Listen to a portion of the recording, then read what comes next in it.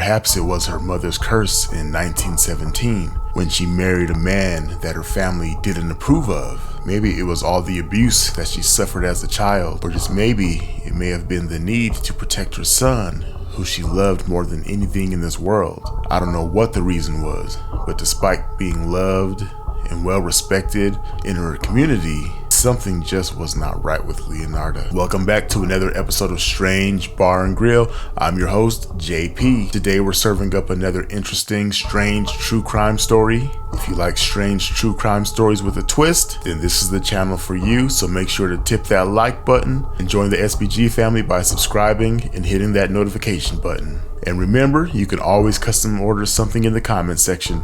Alright guys, let's go.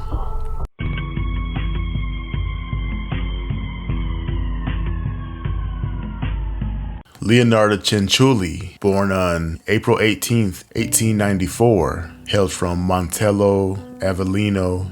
Leonarda's father, Mariano CianCiulli, had apparently forced himself upon Leonarda's mother, Emilia Di Nolfi. To save face, Emilia married Mariano after she discovered that she was indeed pregnant. Emilia did not want to be in the situation. She was essentially assaulted by this man and forced to have his child and forced to marry him. So she was just very, very abusive to Leonarda. The family was very impoverished. Even after Emilia's second marriage, she got married again, but just still, they were just very, very poor. Leonarda's childhood was not a very good one. So fast forward to when Leonarda's an adult now. She moved to Reggio Emilia, and she's doing well. She's very well respected, very well liked in her community. So she seems to be kind of improving her life here. Now, Leonarda was kind of a strange one. She would have weird smells coming out of her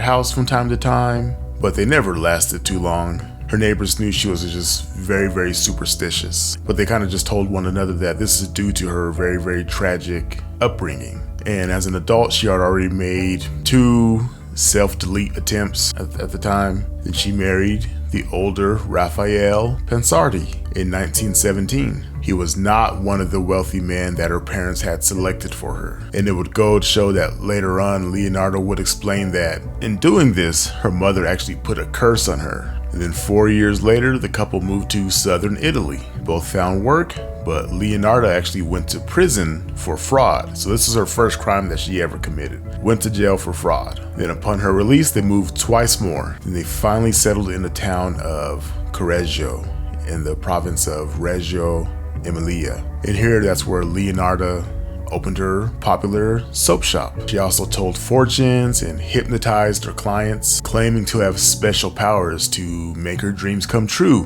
And that's kind of what this story is going to be about, her special ability to kind of make people's dreams actually come true. So this is a strange one, guys, so make sure to stick around to the end for this one. So Leonarda, she had been pregnant 17 times with 3 miscarriages and 10 babies dying of various strange illnesses. Thus, she was very, very protective of her 4 surviving children. So in 1938, when her oldest son, Giuseppe Pensardi, announced that he was being drafted by the military, Leonarda was shocked. She was aghast. She was just heartbroken. World War II was looming ahead, and she thought she was going to be losing her son. So in her mind, she says, you know what, I'm going to protect him at any cost. And again, like I said, she's very superstitious. She said to herself, I'm not going to lose any more children, and especially I'm not going to lose my favorite child. And in between them tears, the superstitious Leonarda did the only thing she knew that could help soothe her. And she had just the remedy to keep her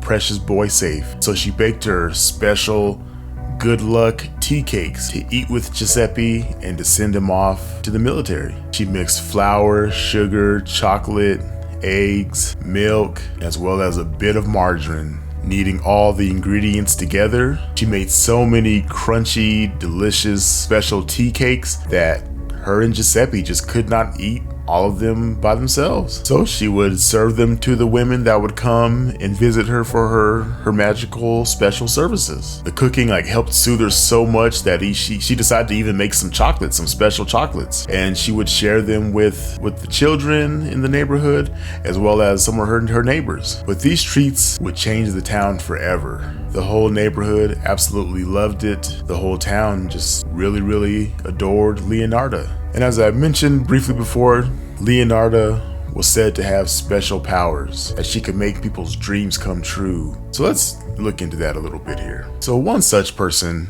that came looking for Leonarda's special talents was Faustina Setti, age 73. She was a poor, lonely, unmarried woman who was desperately trying to find a husband. She often came to Leonarda for help finding this husband, and Leonarda would get right to work working her magic on helping this woman achieve that goal. One day, Leonarda says to Faustina, "I have someone for you in Pola," which is now Croatia, just for a note, "but you must tell no one, or these spells, this magic is not going to work." Faustina was just so excited because she even actually received love letters from this suitor, writing to her, telling her how much he loved her and how much he wanted to be with her and couldn't wait to actually meet her. So in order to keep this secret and keep the magic working, Faustina was told to write upbeat postcards that she would send to her family after arriving in Pola. This would basically let her family know, okay, yes, I,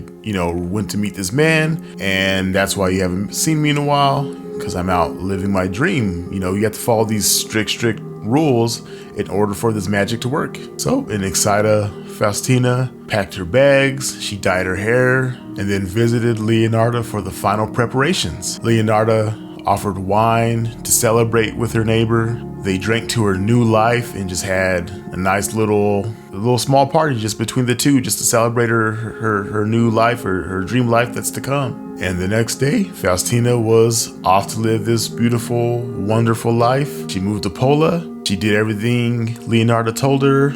She mailed the postcards out to her family and friends, informing them, hey, I'm living this new, amazing life. Don't worry about me. And she lived happily ever after. And that's just the first example of Leonarda's powers at play. And after the news broke out about Leonarda's tried and true special abilities, more women came to Leonarda for help, like a 55-year-old school teacher named Francesca Soavi. She came to Leonarda requesting help, and this time Leonarda found her dream job at a girls' school in northern Italy. Another woman, this happened to be one of Leonarda's best friends, an opera singer named Virginia Cacioppo, also came to her for help. And Leonarda promised Virginia work as a secretary for an impresario in Florence, Italy. Virginia could not believe her luck. At 53 years old, this is her opportunity to escape poverty, to kind of go out and turn her life around and be this important person with this amazing career and everything. And Leonarda gave her the same deal as the other two. I can do this for you, but in order for this to work correctly, you must not tell a soul. Do not tell anybody, or your dreams will not come true.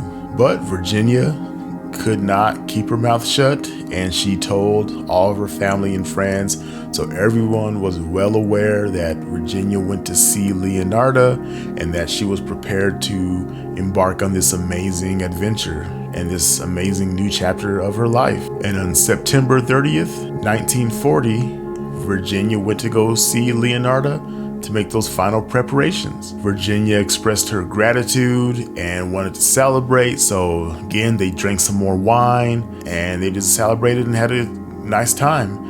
And later on that day, Virginia was off to live out her fantasy and her dream. But something must have happened to Virginia, because she never made it to Florence. Virginia's sister got very worried and reported her missing. They said, hey, she's supposed to be at Florence. We never received any writings from her. What's going on? She told the police that she last saw Virginia go to Leonarda's home. And now this is the reason why Leonarda told her not to tell anyone, because the spell doesn't work, the magic doesn't work if you go out and blab and tell everybody before you get your dream delivered to you. So of course the police come knocking on the door, and they want to speak to Leonarda. They said, hey, Virginia is missing. You're the last person to see her. And they start kind of snooping around her house and poking around, and they start questioning her. They say, hey, this woman seems suspicious, and they kind of start interrogating her. And Leonarda would say, hey, I don't know anything about Virginia, why she's missing. Yeah, I've seen her that day, but I couldn't tell you why she's missing. And then finally, the detectives decided to shift the focus from Leonarda to Giuseppe, her beloved son that she loved dearly and she just loved so much and adored, her favorite son. And that's when Leonarda cracked and says, okay, I had something to do with her disappearance. So Leonarda began talking, and she admitted to what she'd done. See, when I told you how Leonarda made her tea cakes and she mixed flour, sugar, eggs, chocolate, milk, and margarine, I left out one ingredient, one crucial ingredient. She also used curdled blood, and that blood was from Faustina, Francesca, and Virginia. And remember when I said Faustina and Leonarda would celebrate with wine before heading to meet the love of her life? Well, that part was partially true, but that wine was laced with something. And when Faustina drank that wine, she was drugged. That's when Leonarda hit her with an axe and then hit her body.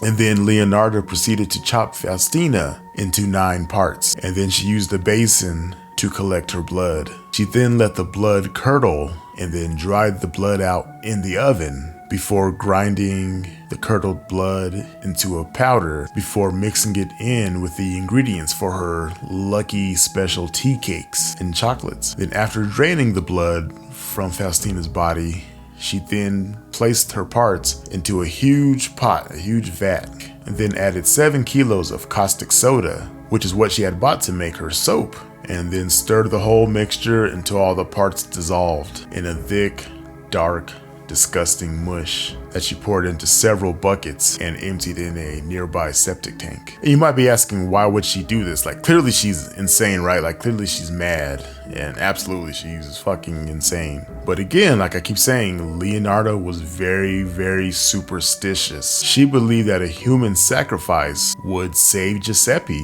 when he went off to ultimately fighting this war. She thought this would ensure his safety and it would bring him home alive. She basically thought, give God a body and he would not take Giuseppe. But the problem was, just one body wasn't enough. She needed more bodies to ensure his safe return. That school teacher, Francesca, she met the same fate. Drugged, hit with an axe, cut into 9 pieces, and made into soap, tea cakes, and chocolate. Her good friend, the opera singer Virginia, met the same fate. Drugged with wine, hit with an axe, chopped into 9 pieces, turned into soap, tea cakes, and chocolate. Leonarda was quoted as saying, her flesh was fat and white, and when it had melted, I added a bottle of cologne, and after a long time on the boil, I was able to make some of the most acceptable creamy soap. I gave bars to neighbors and acquaintances. The cakes too were better. The woman was really, really sweet. Just real sick stuff, man. Police found it very difficult to believe that this woman could dissect a corpse in the way that she did all by herself. So attorneys, judges, and police took Leonarda to the morgue. She demonstrated her talent by dissecting a corpse into 9 pieces in under 12 minutes. Giuseppe also went to trial but was acquitted. Both Raphael and Giuseppe Pansardi always held on to the claim that they were innocent and they knew nothing of her illegal activities. And it was actually, in fact, Giuseppe who had mailed the postcards when he reached Pola, again, Croatia. And again, that was all on his mother's orders. He also tossed some wrapped bones into a river on his mother's orders. But according to Leonarda, he had no knowledge of the actions of her crimes. He was just doing what his mother asked him and he just didn't really question it. And that's probably why he was her favorite, because he probably just was a mama's boy and did whatever his mom told him to do. Now, Leonarda CianCiulli was found guilty of the 3 murders and was sentenced to 30 years in prison and 3 years in a criminal asylum. She died in prison in 1970 and she is known as the soap maker of Correggio. Alright guys, that's going to be it for today. If you guys are new to my channel, make sure you guys tip that like button, join the SBG family by subscribing and hitting that notification button. If you guys like strange, weird true crime stories. That's what I'm trying to deliver on a weekly basis. So make sure you guys join the family. And if you guys have anything you want custom ordered, leave it in the comment section. All right, guys, be good, be safe.